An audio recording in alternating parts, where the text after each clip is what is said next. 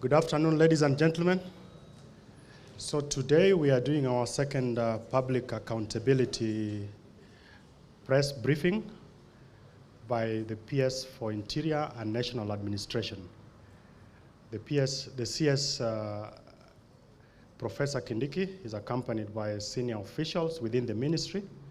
As you're all aware, the ministry has 3 state departments. There is a State Department for Internal Security and National Administration, the State Department for Correctional Services, and the State Department for Immigration and Citizen Services. Welcome, Waziri. Thank you, PS Dr. Raymond Omolo. I thought you will introduce the senior officers here, but I can do it on your behalf. Of course, you know Raymond is our PS for Internal Security and National Administration. Then we have Professor Bitok, the PS for Immigration and Citizen Services. At the moment, we are waiting for a deployment for us, a PS for Correctional Services due to the changes that were done in government about a week ago. But I also have service commanders here with me, the Deputy Inspector General of the Kenya Police Service, Douglas Kanja, the Commissioner General of Kenya Prisons Service, retired Brigadier John Warioba, and we have other senior officers. I've seen the Principal Administrative Secretary, Njega, and the Principal Administrative Secretary for the National Police Service, who is also the accounting officer, Banis Sialal.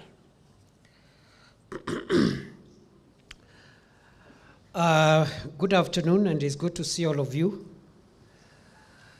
On Saturday was my 6th month in office since I was appointed on 27th of October 2022.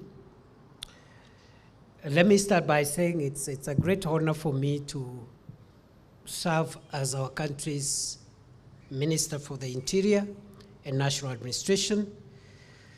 Those 6 months have been a journey like no other. Yet, as I have said, it's a great honor and privilege. And I want to thank the President for that responsibility is bestowed on me. 100 days after I was appointed, I did make an accountability statement on behalf of all my colleagues in this ministry on what by that time we were doing and thinking and planning about improving our security as a country.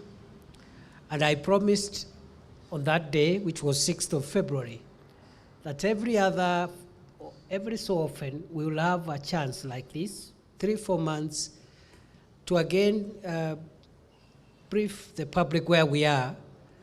One, it's a good practice for public officials to be accountable to the people, even without being summoned by accountability organs. It's also good for us to get feedback once we review what we are doing, to get feedback on what we could do better. So this is our second public accountability statement as Ministry of Interior and National Administration, representing all the state departments and the semi-autonomous government agencies under the ministry. Time will not allow us to account for each and every of the programs and activities that we have been running. So suffice it to say, this is just a broad overview of the journey we have traveled since we last met here on 6th of February, 2023. What have been our achievements, if you ask us? Number one, during the period under review, we have completed an assessment of our country's key national security threats. We've been able to scan and map and prioritize the priorities we have if we have to move Kenya to the league of safe countries in the world, because that is our target. We want to make Kenya safe. And for that to happen, there are things that must be done, including reducing the incidents of crime, but also building public trust and confidence in the organs of national security as we go along. So we thought between February and now, we thought it's important for us to look at the risks and threats that we continue to face as a country and give them priority. And once we've finished that assessment, and it was carefully done with the support of experts and stakeholders, we have been able to conclude that among the security challenges we have 5 major priority national security priorities or national security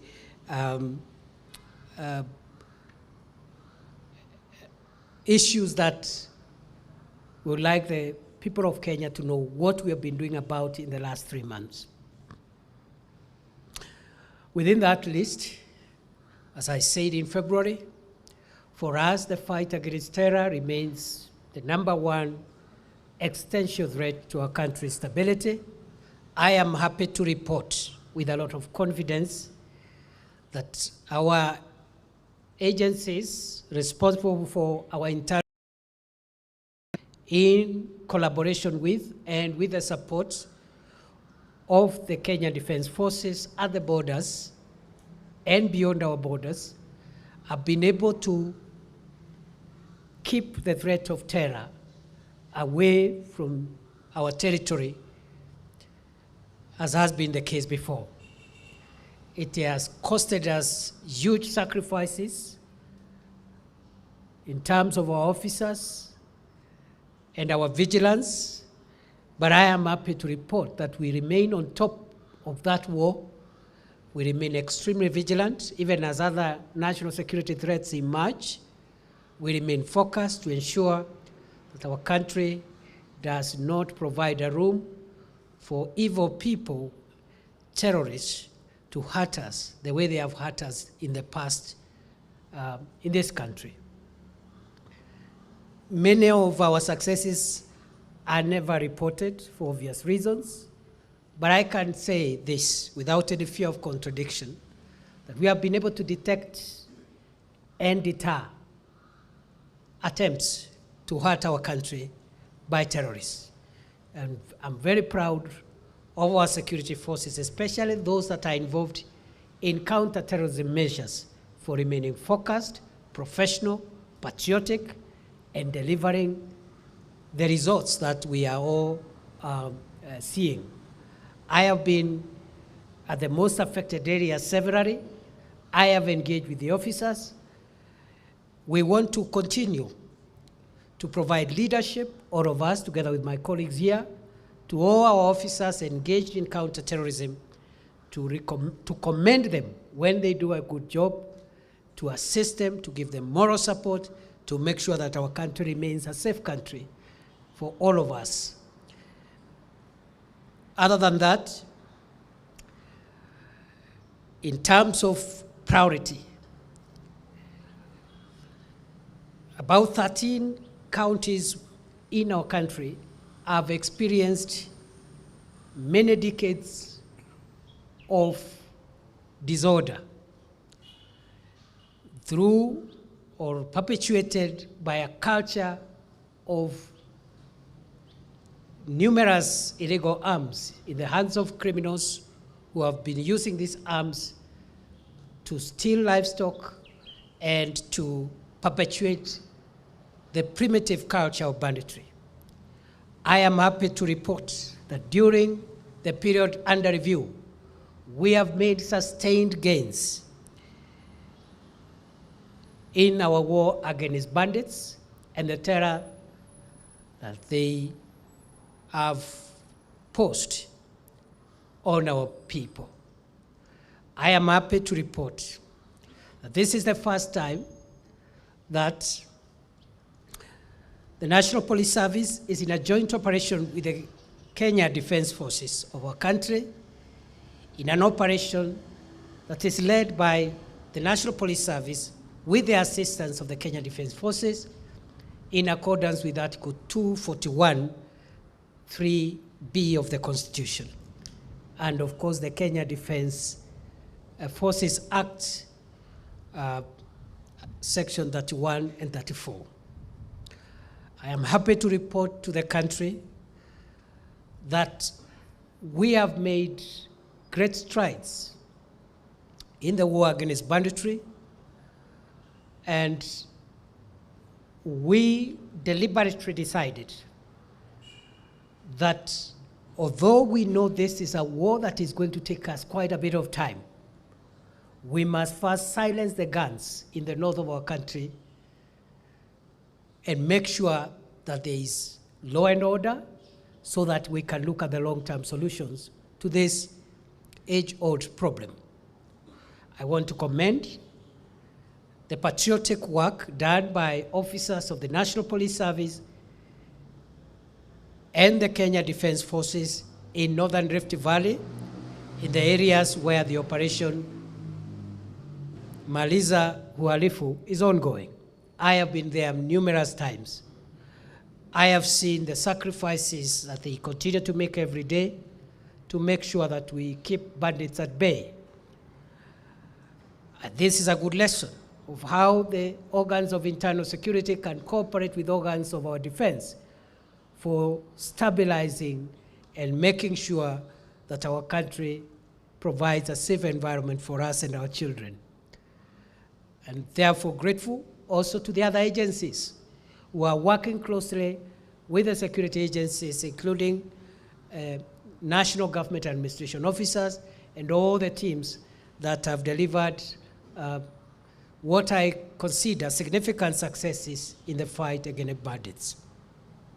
I did promise sometimes last year, just a few weeks after I was appointed, that the Kenya Kwanza administration is going to be the administration that will completely obliterate bandits from Kenya and make them part of our history.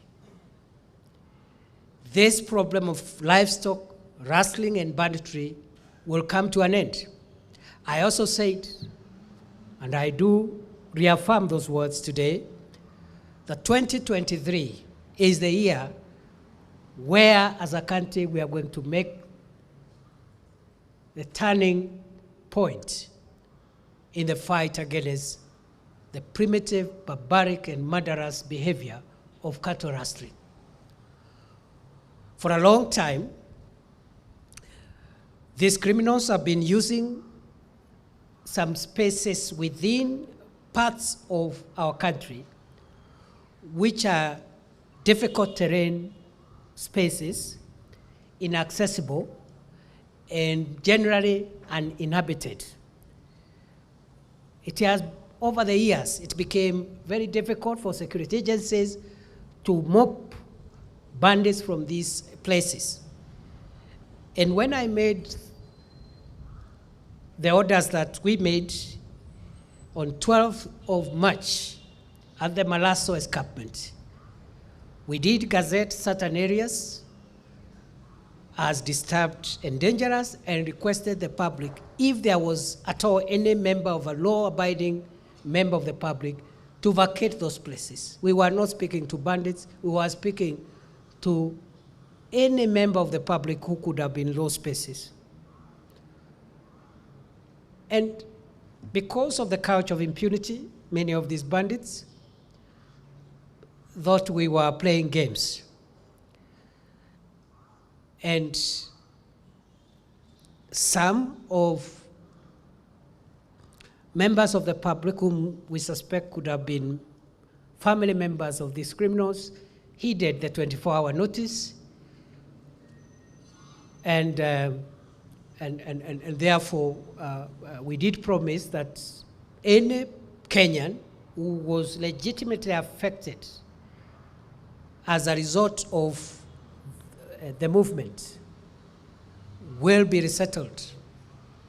And therefore, in our next phase, we're going to look at if any genuine cases of displacement were caused. Our assessment is that there wasn't any displacement, because for those who have gone to these places, these are places which are not even suitable for habitation in the first place. And that's why if you hear a place where security agencies cannot be able to access, then you can imagine the kind of places we are talking about. Some are forests, like Mukogodo Forest in Laikipia. What would someone be doing living in a government forest? Others are dangerous gorges and hills. The Araba Hills in Baringo, the Tandare Valley, the Silale Gorges in Tiati. Other dangerous escarpments, like the Malaso escarpment. You just need to go and see, the kind of terrain we are talking about. All these places, I am a proud Kenyan today to report that we have flushed out our criminals from all the areas that we gazetted as disturbed and dangerous. Some of the criminals escaped into the general population and mixed with the general population, and that's why we have had occasional sporadic attacks here and there, livestock stolen here and there, which thefts are not even happening in the grazing areas as used to be in the past, but is happening from homesteads. And we all know that police officers, law enforcement officers cannot be in every homestead. But I also want to report that whenever there have been attacks, we have made significant strides in recovery of stolen livestock. 2 weeks ago, I was in Laikipia North to celebrate our officers there who were able to recover within 12 hours a whole, about 76 heads of cattle which had been stolen in that part with no casualties and on the side of our officers. And we have had many other instances of recovered livestock. We still have a number of livestock which have been stolen during the period under review, which we are still tracking, because what the criminals do is when the livestock is stolen, they divide it into small numbers and scatter in different directions. But we are tracking them. I've been to Samburu, I think 8 days ago or thereabout, and there was an incident there, and we have recovered a significant portion of the herd which was stolen there of goat and sheep. So generally, we are on top of things. Going forward, we will dominate the spaces that I have said. We have completely flushed out bandits from them. We will make sure they will never access those areas ever again, whether there is drought or not, because sometimes they venture into those places in the pretext that that's the only place they can get pasture. We will deal with the problem of pasture differently, but we will never again allow any criminal to access those places. In fact, the government has decided to turn these places into facilities for presence, training, and operations of our organs of national security, both the police, the military, but also other security agencies. Because it's only by dominating the hideouts for bandits that you are able to stifle them from the lifeblood which has sustained their activity for so many decades. We are also upscaling our disarmament program. We have recovered slightly under 200 firearms from the North Rift. But we believe there are thousands of illegal firearms in that region.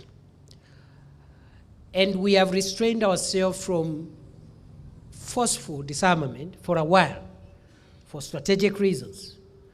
But I want to make it clear that any person in Kenya holding an illegal firearm must surrender that firearm to government voluntarily, or we shall recover it by use of force. No excuse will be given whatsoever, including that those firearms are used for grazing livestock. You don't need a firearm to graze livestock, you need a stick, a huntsman stick to graze livestock. Therefore, all people who have firearms which are not lawful must surrender them voluntarily, or we will get them by force. And we will get them. I want to commend particularly Samburu County. It is leading in the number of recovered illegal arms. And I want to congratulate the officers there and the leaders for supporting this government effort. But even the places where we have not recorded much surrender will acquire those weapons. It's just a matter of time. We will venture going forward to long-term solutions to northern Kenya and northern Rift Valley, because the permanent solution is to provide water points for animals to avoid unnecessary migration. But we are also going to open up the north of our country with infrastructure development and social amenities, roads, hospitals, water projects. And it's no longer a development issue, it's a security issue. So already a master plan for that region has been concluded, and we'll roll it out. It's going to take a bit of time, but we are going to mobilize resources from within and without government to transform the north of our country once and for all. I have said before when I appeared before Parliament, the future economic stability of this country lies in us securitizing large tracts of our country that remain unsafe, and therefore they cannot attract local and foreign investments. And many of our people, the huge number of our population, is struggling in a very small space of our country, yet we have a huge, huge, huge country which remains with untapped potential because of insecurity. So we are going to roll out in our next public accountability statement, we will say the initial steps. Some of them we have started taking already. In this regard, we will utilize the labor, expertise, and equipments of our security agencies, including the National Youth Service, to reconstruct our country and to provide for livelihood support and resilience for our communities in the northern part of our country as part of making sure the place remains safe and secure for local and foreign investments. That's where we are.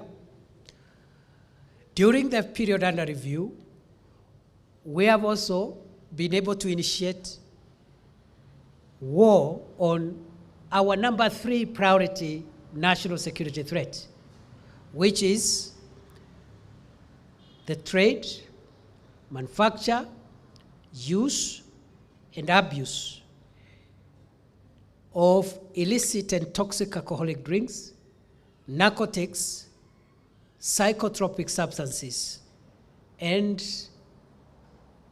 the engagement in other organized crimes. We have already done 2 regional forums. We will continue with other forums in Upper Eastern, at the coast, in Western, in Nyanza, every part of our country. The problem of toxic alcoholic drinks that are being manufactured and sold to our young people with detrimental consequences looks like a social problem. It's not a social problem. It's a very serious national security problem. And if we are not careful, when all the adults today are gone from this country, we will not have a country to hand over to the next generation. And therefore, those who are engaged in the manufacture, sale, distribution of toxic and chemical-laced dangerous drinks, drugs of all types, your time in business in Kenya is over. We will fight with you with the same energy, clarity, focus, and make sure that we get you out of our country and you either look for something else to do, or we will get you something else to do, whatever that is. So again, that is something we've just initiated, and therefore maybe in the next accountability statement I'll be reporting progress, because we must win that war. The fourth major national security matter in our assessment is the rise in violent extremism in several fronts. Number one, religious extremism. And I think the Shakahola example will just illustrate best that we have a problem in this country which we regard as a religious problem, a social issue, but it's not. It's an existential threat to our country. We are still in Shakahola, and I am afraid we have more mass graves in Shakahola, which are not opened. We'll start opening those graves on Monday, once the current phase of postmortems of the last cohort of bodies is concluded at the end of the week. We are also going to take new measures which are announced from that space, which has almost become my second office. Next week, I'll be back there. But the kind of damage Shakahola has done on Kenya, if we do not remedy and deal with this problem head on, this is the kind of threat that can hurt the country in the scale and manner in which some countries have been hurt. Our good neighbor Rwanda is an example of what happened in that country because of ethnic fundamentalism. Now that is religious extremism. We are also witnessing cultural extremism, mainly in central Kenya and parts of Upper Eastern. In Upper Eastern, the cultural extremism, and Northern Rift Valley, the cultural extremism is in the perpetuating of some of the crimes we are fighting in that area, including cattle rustling. There is a cultural extremism component that we must tackle. In central Kenya, we have seen during the period under review a reemergence of cultural extremism by groups which are proscribed under the law of Kenya and which some people would like to revive. We saw them chanting the other day outside the DCI when we arrested a suspect. And you can see the courage, the demeanor, the impunity of these criminals. I spoke on Sunday. I would like to repeat for purposes of clarity. Any person who thinks that we can go back to the years when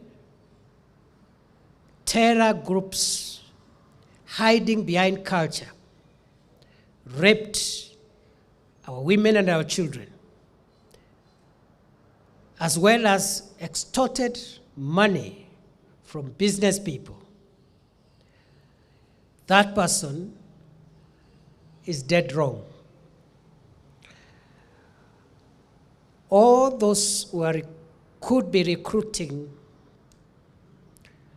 unsuspecting youths to take part or to join prescribed organizations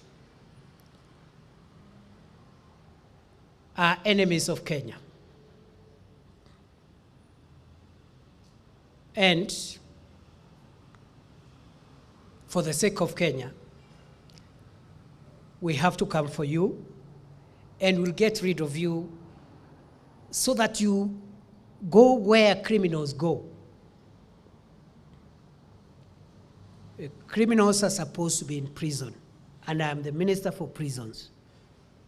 As much as I want to decongest prisons, but at the same time, I have room for dangerous criminals, like the people recruiting our young boys, giving them hard drugs and cheating them, that they can fight security agencies, extort money, kill people, and commit sexual violence against the women and girls of Kenya. So there is a cultural extremism, and then religious extremism, and non-religious extremism. No amount of resistance will arrest our resolve to make sure that Shakahola never happens again on the soil of Kenya. No amount of resistance, not even by going to court and getting injunctions and having suspects freed on bail.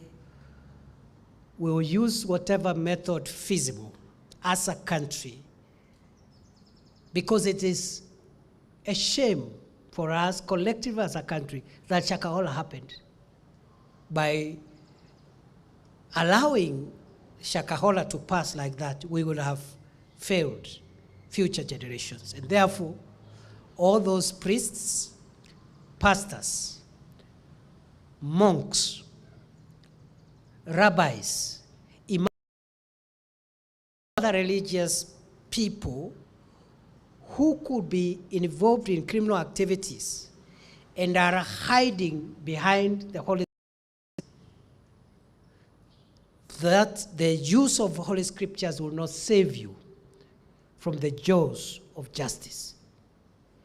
We are done with Mackenzie and his perpetrators.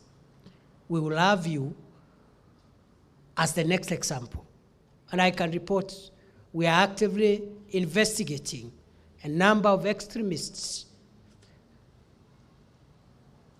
leaders of groups purporting to be religious groups, but who are engaging in serious crimes against humanity, including sexual violence, slavery, torture, and inhumane and degrading treatment. No religion, no scripture, no legal provision will save you from accountability and justice. We will not fear you because you are invoking the name of God. We are all human, and we all know God in our own ways. So we are not going to allow you perpetuate crimes and hide behind scripture. And fundamentalism and extremism is not a reserve of a particular religion. All criminals hiding behind religion, your time for business in Kenya is over. Look for another business. People manipulating believers and faithfuls, robbing them their property, indoctrinating them, radicalizing them. And when we ask questions, they wave some doctrine. As you're aware, we have established a task force, and the Commission of Inquiry has been established. Those are some of the accountability mechanisms that will help us, but we are actively investigating, and we are zeroing in on a number of other McKinsey-like people before they cause us harm. The harm levels could be less, but the direction they are taking is the Mackenzie-Shakahola route. Finally, in terms of national security threats, is the rise of violent resolution of political, economic, and social disputes in our country. Let me start with politics. In recent months, although it has been a problem for a long time, politicians who have political grievances want to incite the public and use the constitutional provisions that are so clear and unambiguous. They use those provisions in a warped manner to imply that the fundamental rights and freedoms include the right to kill, torture, and loot people's property. I have said before, we are aware as government that we have a constitution, a very, very solid constitution, especially on the Bill of Rights. But we are also aware that constitution is carefully worded to allow the exercise of those rights within the law and in a situation of peace and law and order. Started at the national level. That culture has now percolated to the countryside, to lower levels, to low-ranking politicians, and in the period under review, we have witnessed certain behavior, if not curtailed, will make our country break down its long tradition of law and order and the rule of law.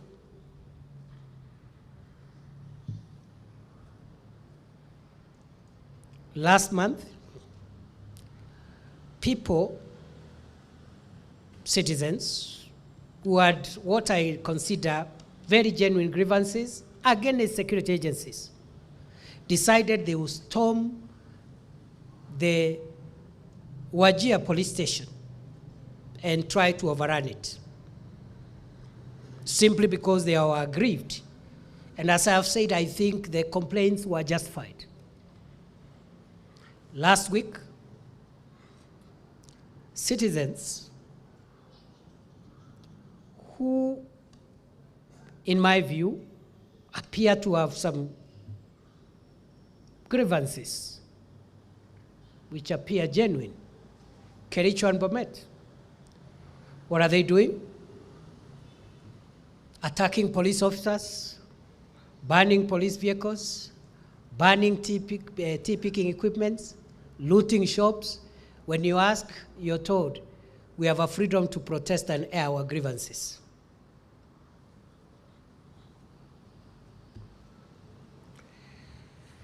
I have just returned from Isebania, where over the weekend, last weekend, a group of hundreds of heavily armed civilians carrying crude weapons, including stones, axes, and all manner of crude weapons, stormed Isebania police station. Again, on the basis of what appeared to be very genuine grievances. Highly organized, highly facilitated group of civilians and citizens, attacked a police station, attempted to overrun the police station, attempted to break into the armory and steal firearms, attempted to free persons who were in lawful custody. I am from that border town now this morning, and I have made it very clear that first we will take accountability as security agencies that when we do not deliver our services or some of our officers are engaged in corruption or they are engaged in harassing wananchi, we are going to take action against those officers. And I have said to the community there and all other affected areas where these grievances are emerging, I have said this government will side with the public, even when public officers appear to have violated their oath of office and broken the law. We will side with the public. And we are willing, the government will part ways with any public officer who misuses their authority for the sake of our country. And going forward, it will not be enough to transfer public officers whose conduct has clearly gone outside the services they are going to provide, and the public confidence has been lost, because transferring such an officer is transferring a problem from one place in this country to another place in this country. So we'll find ways of dealing with that. But I have made it very clear today, and I repeat here, it doesn't matter the nature of the grievances we may have. We must decide as a country to resolve our grievances, be they political, historical, security grievances, administrative grievances. We must resolve them within the law, peacefully, and within the structures established under our Constitution and the laws of our country. We will not allow members of the public to use the excuse that they are aggrieved to storm security facilities and try to undermine the facilities that differentiate our country from countries which are not run on the basis of rule of law, peace, and order. Many countries in Africa have disintegrated into violence. And you know it starts like that. You are aggrieved somewhere, you attack a police station, you take their arms, you free people who are in custody, you have a problem with an officer, you go and hurt them or kill them. We cannot go that route. Any member of the public who tries to access or violate the integrity of a protected area or a security facility will be dealt with in a very, very firm and final manner. We'll apply the Constitution, we'll apply the law of our country, and we'll apply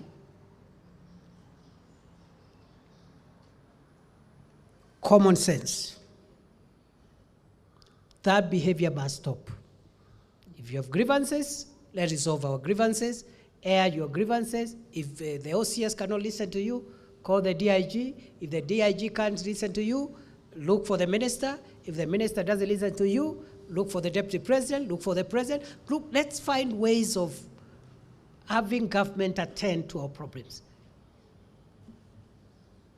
Please, fellow Kenyans, nobody in their right mind should think of trying to forcibly enter a protected area because it is against the constitution of our country, and we will not tolerate that behavior.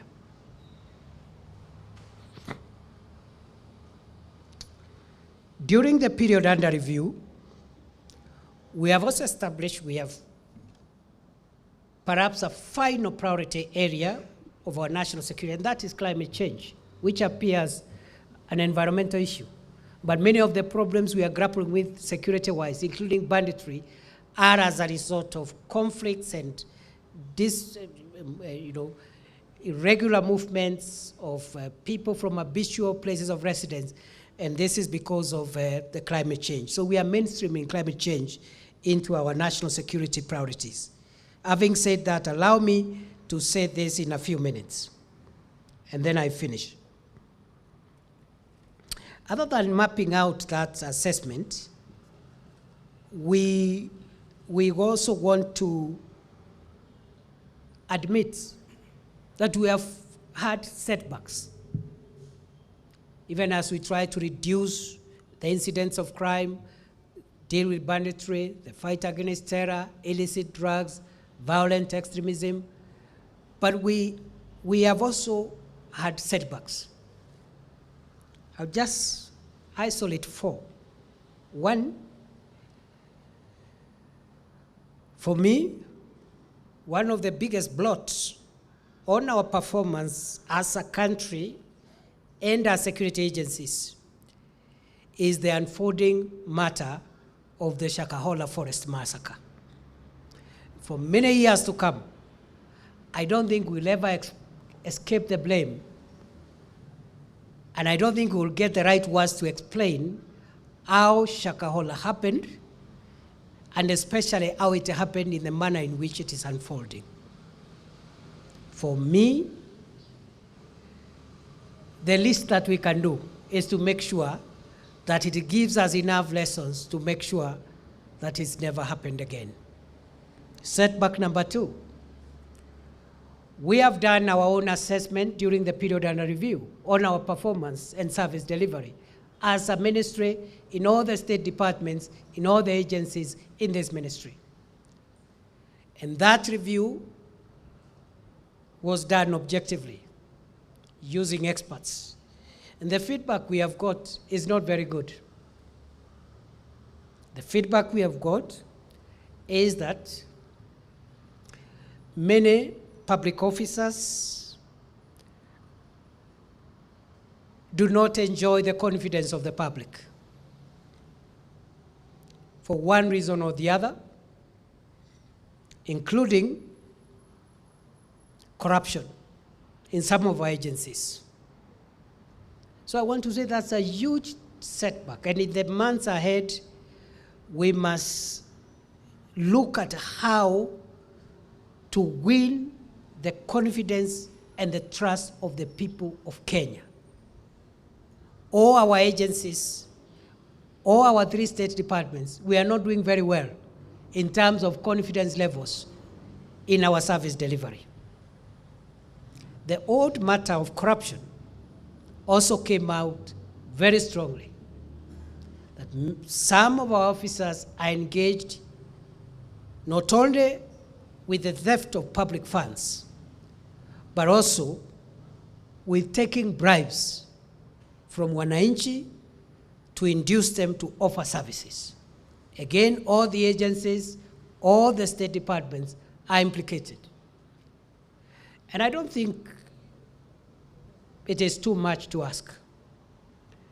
If you are a public officer, and for you to give service, maybe you are a chief, or you are a deputy county commissioner, or you are a police officer, and for you to serve a Kenyan, you require a bribe. Please look for something else to do.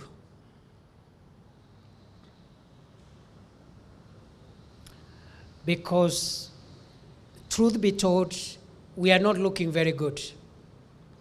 And it is not all officers, just a few people whose culture has destroyed this confidence of the public. So that issue of corruption and the diminishing public confidence is something that we want to work on and we will be reporting progress in our next public accountability statement. And finally, organizational culture. The feedback we have got from our survey is that our work ethics, our organizational culture, our engagement with the public, matters corruption aside, is not as good. It's about culture and organization behavior. So we are going again to be looking for reforms around those things so that we address the setbacks. Lastly, in 2 minutes, I want to summarize some of the reform areas that we are looking at in the months ahead. Of course, we are waiting for the task force on the reforms, terms and conditions of work in the Kenya National Police Service and Kenya Prison Service. They were supposed to finish their work end of this month. They have requested for a final extension. And we have made it very clear that the government will not give them any further extension beyond 30th of June. They must have finished their work and handed over the report to the president, because we need closure on this matter. We are looking at some of the things I've shared about culture and organization change, improving career progression of our public officers in different agencies. We are looking at digitization of all our services in line with the government policy of automating and digitizing service delivery. We are also looking at decongesting prisons, and we have given ourselves a target that will reduce decongest prisons by several ways. Of course, we'll utilize the constitutional route of the power of mercy. We will also use the CSO judge to ensure that petty offenders can be given suspended sentences, and also some of the remandees on petty offenses that do not harm society do not have to stay in prison. Over half, more than half, nearly 60% of the inmates are remandees and are involved in petty offenses. So we have to decongest our prison facilities by half within the next 1 year. We will improve, of course, service delivery in other areas. Within the prisons, we have also initiated a program of dignifying prisoners who are serving their sentences there to be able to rehabilitate and reintegrate them.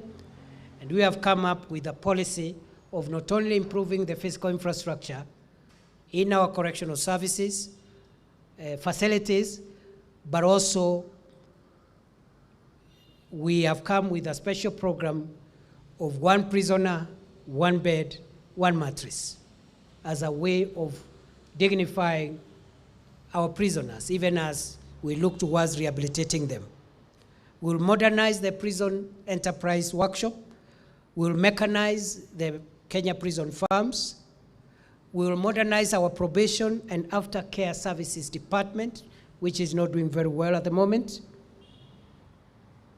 We will bring down crime statistics.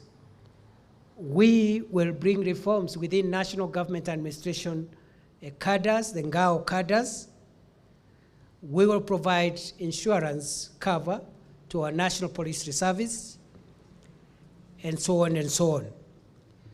Before I end my remarks, we also have another setback which has affected us during this period under review, and that has to do with our delivery of service with regard to issuance of the Kenya passport. During my last accountability statement, I did promise that we will be reforming that department, and the issuance of passports is one of our targets, to multiply Kenya passport holders from the current 3.5 to 10 million holders in 5 years. However,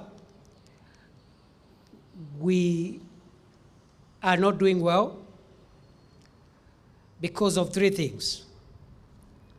One, we had a small problem of pending bills incurred under the previous administration, which we had to resolve. Two, our passport printer broke down a few weeks ago.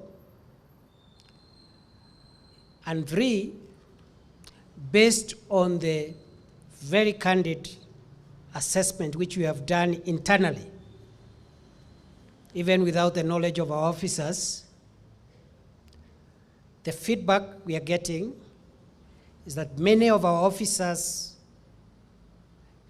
are asking for bribes to provide Kenyans with passports in the wake of the unavailability of adequate stocks of booklets and the breakdown of the printer.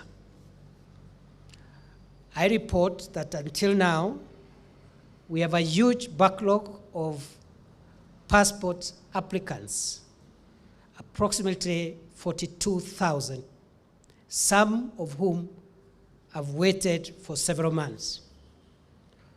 We have taken urgent remedial measures to correct that problem. I plead for patience, and within 7 days, we will restore the broken equipment, and we already have stocks that arrived on Friday, which can help us clear the backlog and also help us with the normal ongoing applications. Because the backlog is 42,000, and we already have in our possession in excess of 60,000 booklets. So for that backlog, we require for patience as we acquire the printing equipment, because the booklets are printed, but then we have our own printing to customize those booklets to individual holders. That is the equipment that is broken. We have taken measures to restore the production chain in the next 5, at most 7 days. And I want to pledge on behalf of my colleagues in the ministry that we will clear all the backlog of passports in the next 21 days. And from that date, we will make sure that anybody who applies for a new passport must get it within 7 days, and if it is classified as an urgent or emergency application, must get that passport within 24 hours. In the meantime, we will make far-reaching administrative changes within the Department of Immigration and make sure that we make it impossible for any person to ask for a bribe from a Kenyan to provide passport services. Any person within our officers who is giving government a bad name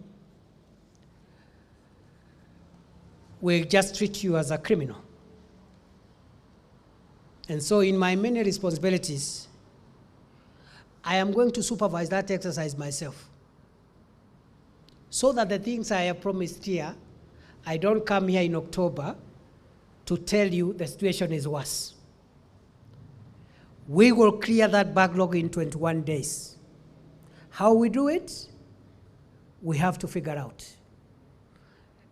Once the backlog is cleared, any Kenyan from any part of the country who applies for a passport must get it in 7 days. If it is a medical, educational, or other emergency application that has clear deadlines, that passport must be produced and given to the applicant within 24 hours. Nataka nichukue nafasi hii kuwashukuru sana. Asanteni sana. Kama mlivyosikia, tunajaribu, lakini hizi kazi ni mingi. These officers you see here are the ones who have helped me write the story. If anything good has happened, it is these officers plus thousands of other officers who are not here. They are the ones who have written the story. Mine is to read the story.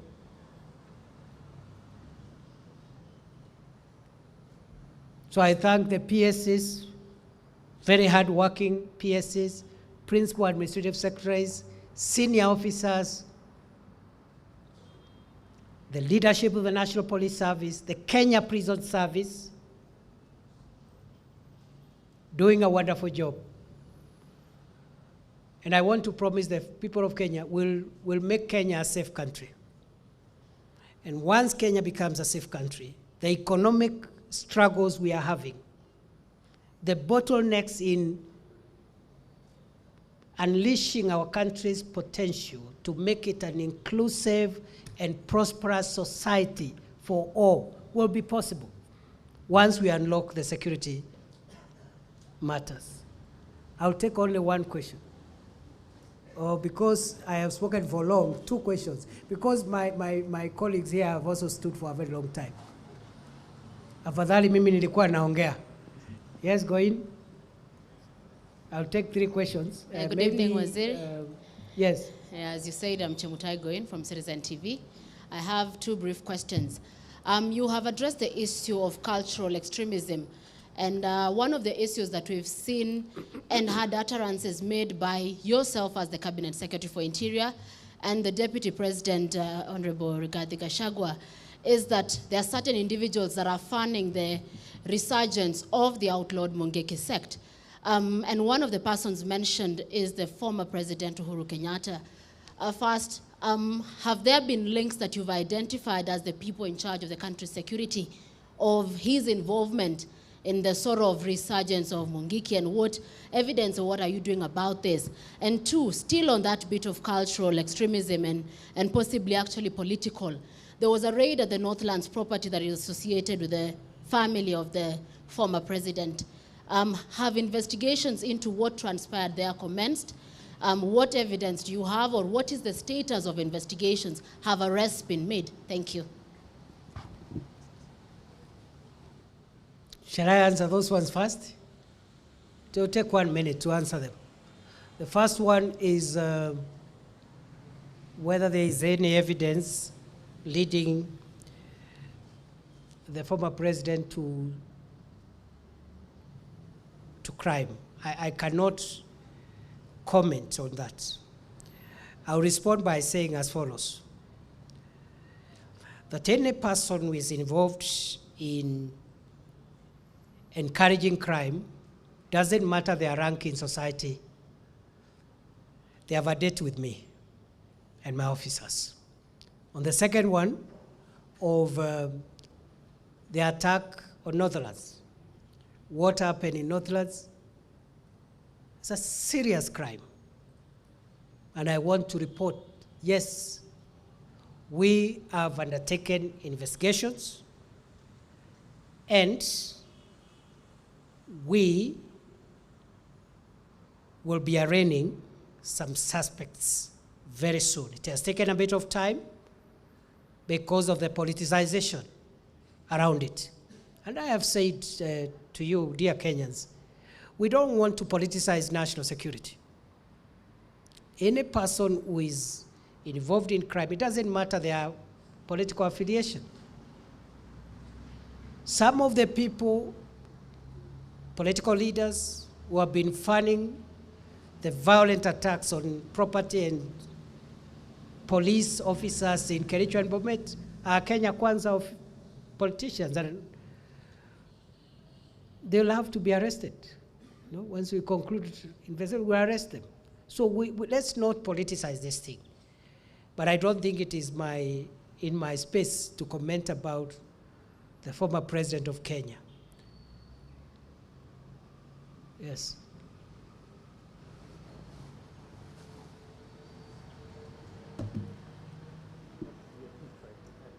Si musaidie huyo. Any of you, both of you, any of you, yes. Thank you so much, Bwana Waziri. I'm Lawrence Nyando from Radio Omini. You've talked about the issue of guns to do with the people, especially the bandits. Will you mind to tell us, since February 6th, when you last briefed us, has the ministry found out the loopholes that these people, especially the bandits and other Kenyans, acquire illegal firearms? And if they have found out the loopholes, what steps are they taking so that we can be able to curb the ownership of illegal firearms in the country, because it's also a very big threat in the society of Kenya? Secondly, when you talk about the issue that has happened in Wajir and also Hispania, you talk that the citizens had justified grievances. So do you take it as, can we take it maybe as the police officers or maybe the security agents in that area, they failed in their service delivery, that's why the citizens took the mandate to attack the police station and do that? Let me answer those two. Yes, we have made a lot of progress in terms of finding where illicit arms have been sourced from and where they have been going. It's not in my place to say what steps we have taken. I just want to promise results. First, we are going to mop out all the illegal arms in that region. And we are going to have a huge ceremony here in Nairobi where we'll destroy all those arms. Many arms, because they are there. And there's a reason why we are taking time before we start visiting every home and recovering those arms for strategic reasons. So allow me to leave it at that. With regard to Isebania,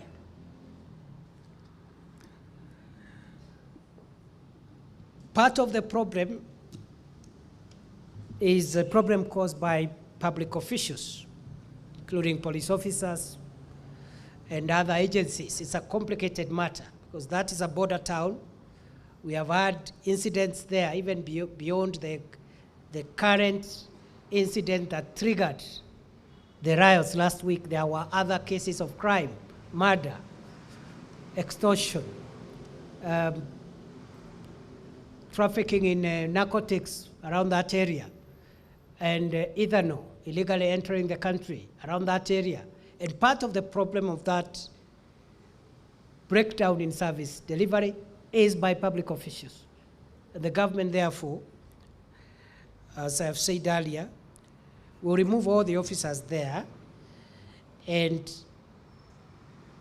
as we transport them out of Isebania, we may not be taking them to new stations for the reasons which I said earlier. Because taking them to new stations is transferring a problem to another part of the country which equally deserves good services.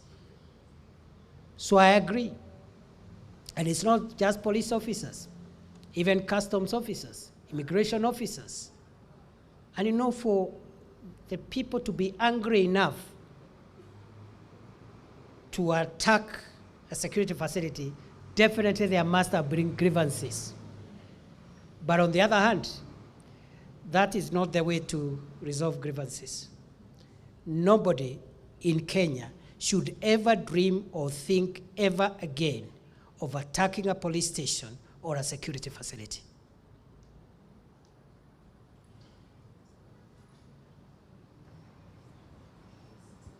Maybe two more? We can't stay here forever.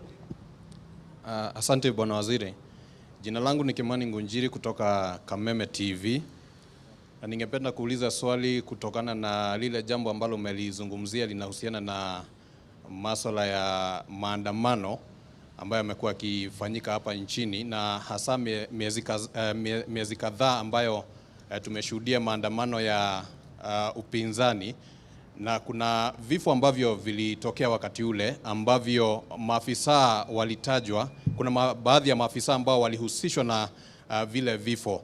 Sijui kama waziri wa usalama wa ndani umefanya nini ili kuhakikisha ya kwamba wale ambao walitajwa wamewajibika? Naomba niseme hivi.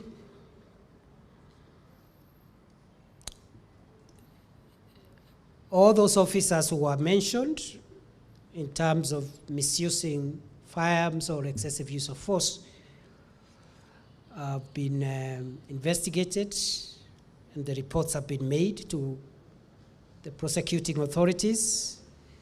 A few are still outstanding. Some of the investigations were done by our internal affairs unit, the National Police Service. Others are being undertaken by the oversight agency of the National Police Service, which is the Independent Police Oversight Authority, on all the issues where these matters have arisen, including Isebania. So some are ongoing, and the government policy is that any police officer or any security officer who misuses their firearms outside the law is on their own. And it is them and the law. And we will not interfere either with the work of IPOA, with the work of other investigative agencies, where there are clear circumstances of misuse of firearms or unlawful use of firearms in demonstrations or in other circumstances. But at the same time, the government of Kenya will protect and stand behind every security officer who uses their firearms within the Constitution and the law to defend life in the manner in which the Constitution, the law, and the standing orders of the National Police Service permit. And that's why, at the risk of repeating myself, any Kenyan who think they can attack a police station and attack an armory are mistaken. And all the leaders who are facilitating Kenyans to run down our country and take it through a slippery path of lawlessness will arrest you, will charge you, whether you are in Kenya Kwanza or Azimio or you have no party.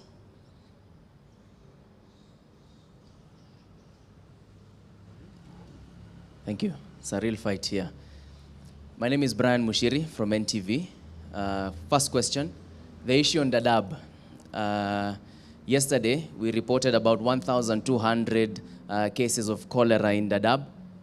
Is the ministry aware of this? Are you in conversations with the Ministry of Health? And then the long-run discussion about Dadaab, what's going to be the end story in Dadaab under this administration? Then the issue on Shakahola, the commission on inquiry. We saw the court regard it unconstitutional. You've mentioned it in your statement. Maybe will you go ahead to appeal? What is the situation and position on that? Thank you. Very quickly, and that should be the last question. We've had challenges with an outbreak of contagious diseases and communicable diseases in Dadaab.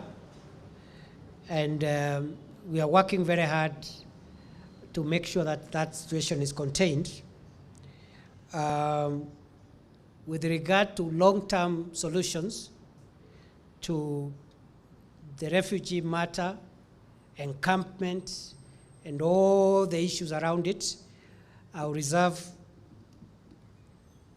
that to the pronouncements that we will make on 20th of June, which is the World Refugee Day. Some will be made on that day, but going forward, we have decided as a country, we must face the challenge of long-term refugees in our country. Foreign nationals who have found refuge in this country under international law and the hospitality of the people of Kenya. And they have lived for 30 years, 40 years, 50 years. We must find a way of handling that situation because we cannot have refugees for a century. One way or the other, we will be making very bold policy decisions, and those ones will be announced on 20th June. Finally, on the commission of inquiry, that matter is before court. I cannot comment about it, but the government stands with every action taken. The action taken, including the establishment of the commission of inquiry, was taken within the law and in the national interest. Thank you. Kwaherini, mbarikiwe. Became longer than I thought.